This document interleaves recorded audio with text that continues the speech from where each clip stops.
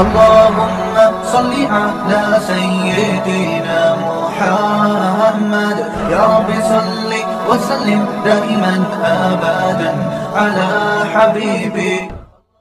سامنے ڈاکٹر ذاکر نائک کے بارے میں میرا ایک کلپ چل رہا ہے.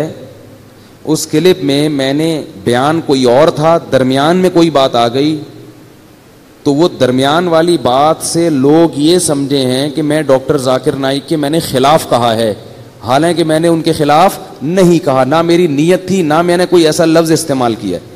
لیکن اس بیان سے یہ تاثر لگ رہا ہے کہ میں ان کا یا تو مذاق اڑا رہا ہوں یا ان پہ طنز کر رہا ہوں. تو اس لیے میں ذرا اس کی وضاحت کر دوں. اس بیان میں نے یہ بتایا کہ لوگ مجھ سے جب میں مسئلہ بتاتا ہوں تو حوالہ مانگتے ہیں کہ بھئی حدیث نمبر بتاؤ, صفحہ نمبر بتاؤ. تو میں ان سے کہتا ہوں کہ میں دن میں اتنے مسائل لوگوں کو بتاتا ہوں کہ اگر میں ہر مسئلے پہ حوالہ دینا شروع کر دوں تو یہ میرے بس میں نہیں ہے, اتنا نہیں ہو سکتا. تو پھر لوگ ہم پہ طنز کرتے ہیں کہ ڈاکٹر ذاکر نائک بھی تو ہر چیز کا حوالہ دیتے ہیں.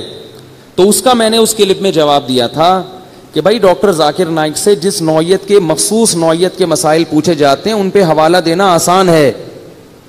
مفتی سے جس قسم کے مسائل پوچھے جاتے ہیں ان میں ایک تو پوچھے اتنے سارے جاتے ہیں دن بھر میں, اور اتنے منفرد نوعیت کے ہوتے ہیں, ان پہ حوالہ دینا بہت مشکل ہے. 24 گھنٹے میں ایک ہی مسئلہ بتا سکیں گے.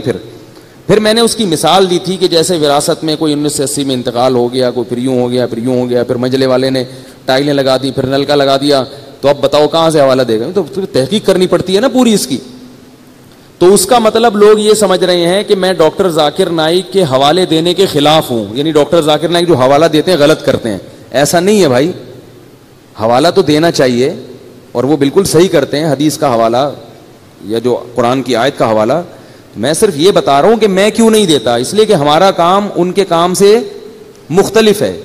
یہ مطلب نہیں ہے کہ ان کا حوالہ دینا غلط ہے. بات آ گئی ہے سمجھ میں؟ تو کسی کی بات کو سمجھا کرو, پھر اس پہ طنز کیا کرو. اس کلپ پہ لوگوں نے نیچے بڑے طنز مارے ہوئے, ابے یہ مولوی لوگ چل رہے ہیں ذاکر نائک سے, ابے بھائی یہ جو ہے نا وہ کام کر رہے ہیں نا, تو ان سے ہو نہیں رہا وہ کام. تو کہاں سے کہاں لے جاتے ہیں بات. میں تو صرف یہ بتا رہا ہوں کہ ہم حوالے کیوں نہیں دے سکتے اتنے زیادہ.